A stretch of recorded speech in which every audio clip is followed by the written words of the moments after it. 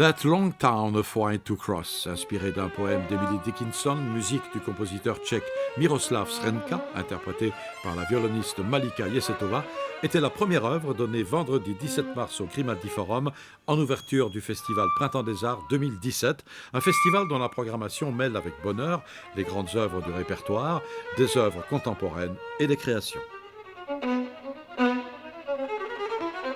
On a repris un principe que nous avions fait il y a 3 ans, de petites œuvres très courtes, puisque c'est entre 3 et 5 minutes maximum, en début de concert. Ça avait plutôt séduit le public et ça permet d'avoir une vue un peu rapide sur certaines œuvres.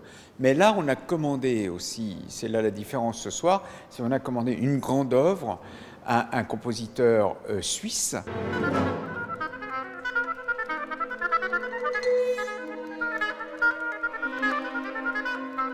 Pour cette création et ce premier concert, Marc Monet a invité pour la première fois à Monaco l'un des grands orchestres européens, l'Orchestre symphonique de la radio de Francfort, placé sous la baguette de son directeur musical, le jeune chef colombien Andrés Orozco Estrada. Eine Freude auch für mich hier zu sein, zum ersten Mal mit dem Orchester. Das Orchester ist ein Rundfunkorchester, ein Symphonieorchester. C'est une grande joie pour l'orchestre d'être ici. Et l'orchestre a un répertoire très grand et donc de tous les côtés. Et pour l'orchestre, c'est une joie spéciale d'être ici avec de la musique française, qui est certainement aussi une chose de ce qu'ils font beaucoup, mais aussi ils font beaucoup de la musique moderne. Et donc cette combinaison, ils apprécient beaucoup de le pouvoir présenter ici. Et oui, c'est ça, l'orchestre a une grande flexibilité de répertoire et donc présente beaucoup de genres différents. De verschiedene Komponisten irgendwie zu beleuchten.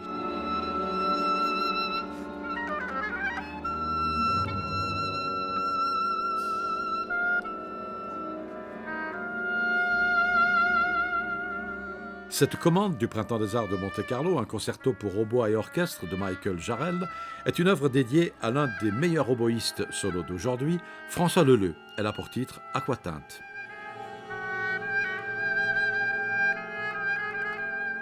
Aquatinte, c'est une espèce de technique qui permet de tracer un trait sur un buvard avec un stylo à plume et les effluves, on va dire le sillon que va tracer ce stylo plume est plus ou moins le hautbois et l'orchestre va être en fait les espèces d'étalement de l'encre sur le buvard. Donc c'est vraiment une pièce qui est tout j'ai envie de dire, en impressionnisme. Et effectivement, le hautbois est le fer de lance. Et puis l'orchestre va résonner et amplifier et faire du hautbois un instrument bien plus important qu'il n'est. La musique de Michael Jarrell, c'est un énorme challenge. Je pense que c'est le concerto le plus difficile qui existe pour le répertoire du hautbois. Et ce qui est bien, c'est qu'en plus de cette difficulté, musicalement, c'est très demandant. Et ça permet d'avancer les limites de la virtuosité, avancer dans les limites de la musicalité et finalement donner quelque chose pour les générations du futur qui seront meilleures que les générations du passé, puisque je pense que tout ça s'améliore petit à petit. Et donc, j'espère que dans 50 ans ou 60 ans, les oboïstes joueront ça les doigts dans le nez.